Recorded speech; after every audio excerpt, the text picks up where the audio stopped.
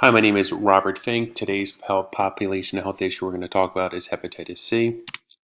What's the purpose is to educate nurses, healthcare workers, and personnel. We're going to talk about the epidemiology of hepatitis C. I'm going to refer to it as HCV throughout the recording. Natural history of hepatitis C, risk factors for transmission, prevention strategies, linkage and barriers to hepatitis C care, improvement in quality of life for vulnerable populations. So, what's the prevalence of hepatitis C? Greater than 150 million patients globally are infected with hepatitis C. Approximately 3.5 million patients or Americans are infected with hepatitis C in America. This is actually underestimated in the Hayes report. They're thinking it's likely 5.2 to 7.1 million Americans are infected. This report didn't include homeless, the incarcerated population, and also hemodialysis patients. Untreated hepatitis C, there's a 15 to 35% risk of hepatic fibrosis, that's cirrhosis, of untreated hepatitis C after 25 to 30 years. The risk of decompensated cirrhosis, there is a 5-year survival rate of 50%. The risk of hepatocellular carcinoma is 1 to 4% per year. It's the fifth most common cause of cancer in the United States, and it's the second leading cause of cancer-related deaths worldwide. That's shocking. And it's the most common cause of liver transplantation in adults in the United States.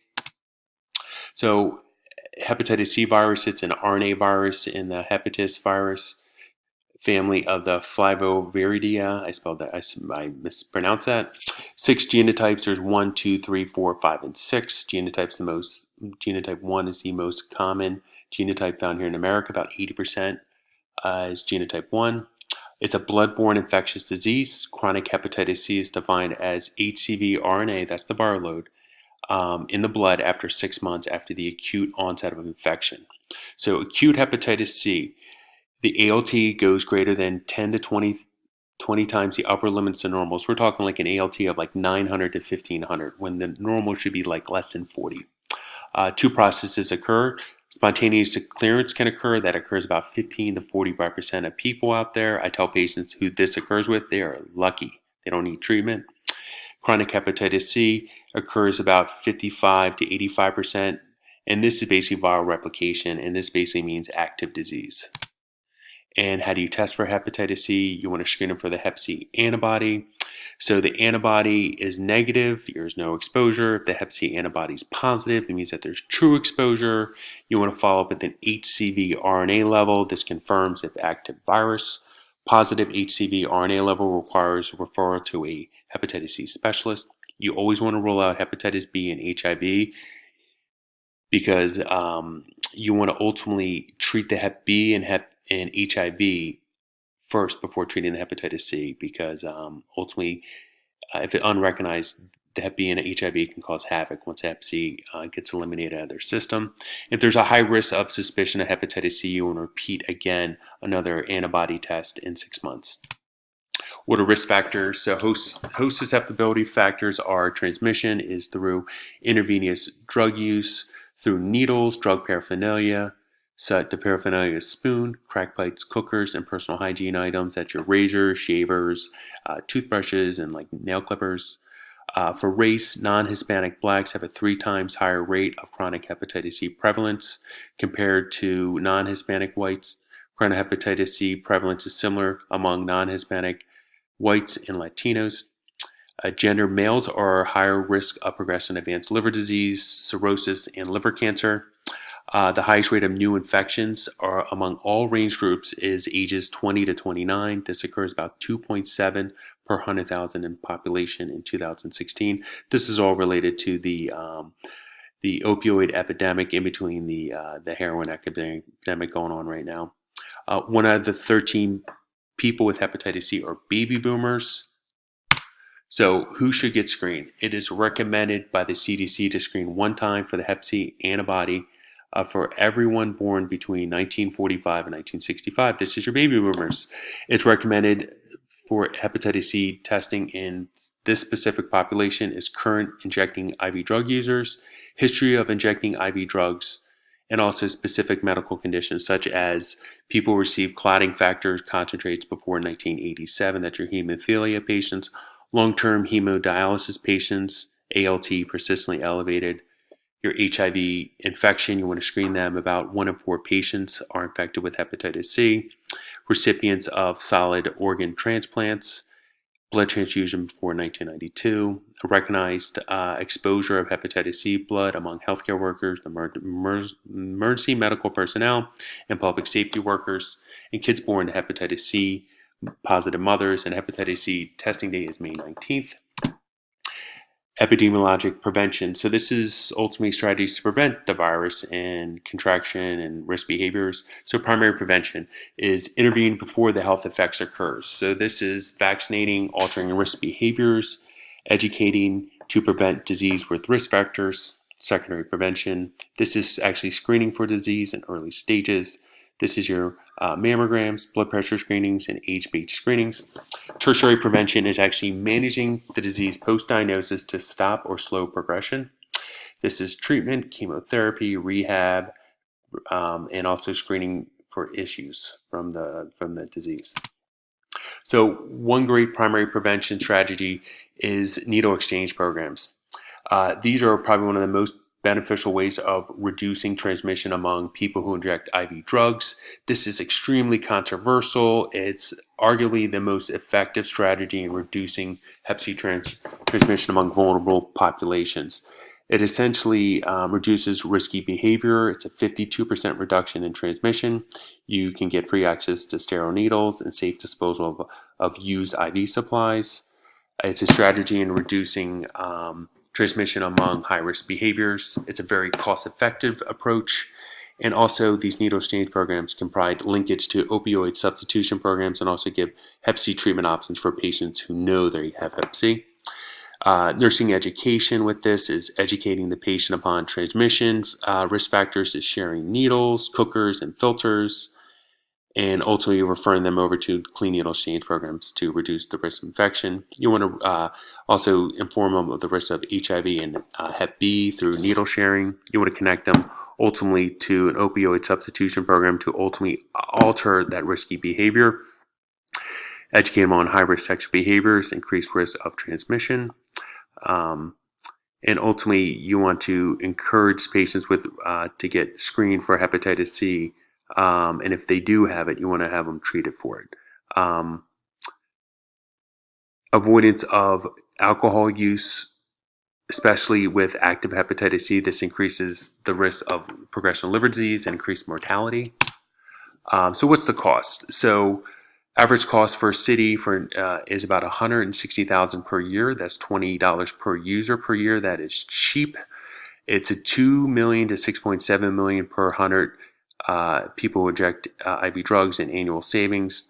It's a $78.8 million lifetime cost in savings. So basically, you're preventing the disease and all the complications. So it's a $7.58 return for every dollar spent. So that is just a great return. You're basically getting $6.58 for every dollar you spent. That is amazing if you take off the dollar. An annual U.S. investment of $10 million per year. That's what it takes just to continually adding to the budget for that. This is interesting. One syringe infected with HIV will cost the public health expenditures $120,000 per year. I know we're talking about Hep C. I think it's just very interesting just looking at HIV. 194 averted HIV cases per year with needle exchange programs. And also a New York City needle exchange program. The baseline savings per client is $1,300 to $3,000. That is just shocking. Just giving these patients just clean needles. Secondary prevention is actually screening. This is screening your baby boomers, your 1945, 1965. This is your needle exchange program, so point-of-care hepatitis C testing. This is screening your prison population. This is your rapid hepatitis C screening. If they have a positive Hep C antibody, you want to confirm with the HCV RNA. If it is a positive RNA, you want to refer them out for treatment. What's the cost of the rapid hepatitis C antibody? It costs about $54 per unit. This is oral mucus. And per year, if you have 1,000 clients, $54,000 per year. And the cost of the HCV RNA test is $29.50 to $30.70. That's pretty cheap. And then the overall treatment cost of treating hepatitis C overall is at $14.3 billion in savings. But overall, to get to that, you got to put out $69.5 billion to implement hepatitis C treatment budgets, and this is a major concern for Medicaid and other insurances, just putting up this dollar amount. What's tertiary prevention? This is actually linking patients to the hepatologist, the gastroenterologist, infectious disease for treatment.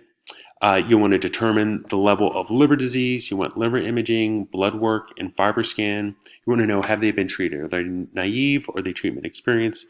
Are they using alcohol and illicit substances also at the same time? And it's actually active drug users. Clinicians are discouraged to treat because they're concerned about the risk of adherence and poor and possibly reinfection rates.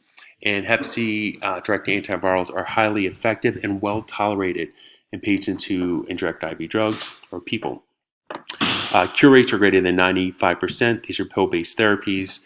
Duration is 8 weeks, 12 weeks, 16 weeks, and 24 weeks with these medications. You want to do monthly viral loads, and also you want to repeat blood work 3 months post-therapy to see if they're cured.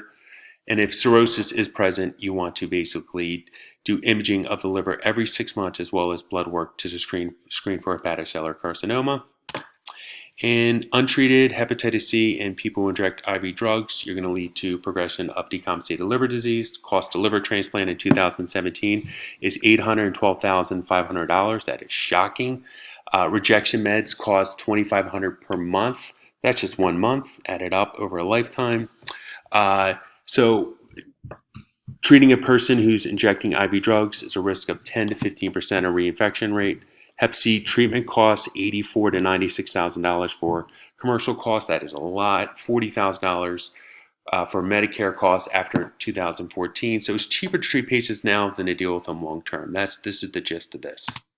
So what makes hepatitis C so complex?